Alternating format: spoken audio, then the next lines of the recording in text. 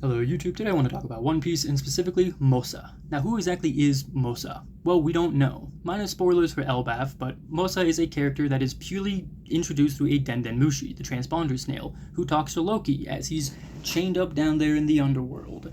And they've never met face to face, no idea who Mosa is. Even in the anime, the voice actor is just listed as question mark, question mark, question mark. So then, who is Mosa? Is it a new character? No. I believe it to be a reoccurring character, which I think very obvious to people who have read the manga, but if you haven't, minus spoilers as well. But basically, Mosa, or Mosa Mosa, means somebody who is hairy, heavily bearded, something like that. Shaggy is the way that we describe it, so a shaggy man, right?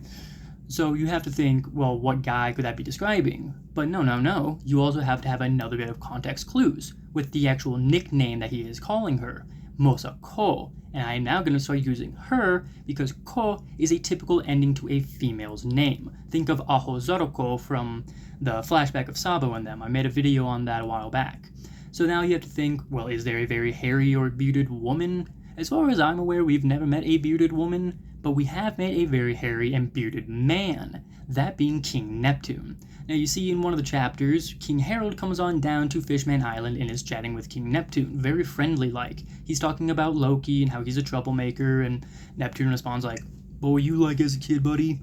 And then he says, hey, a fortune teller told me in 4 years' time my daughter will be born.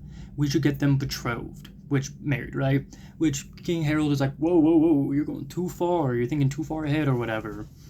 And then a little bit of dialogue later in that same panel, he says, I hope that your daughter isn't as Mosa Mosa as you, or something along those lines. Basically saying, I hope she ain't looking like you, so hairy and stuff.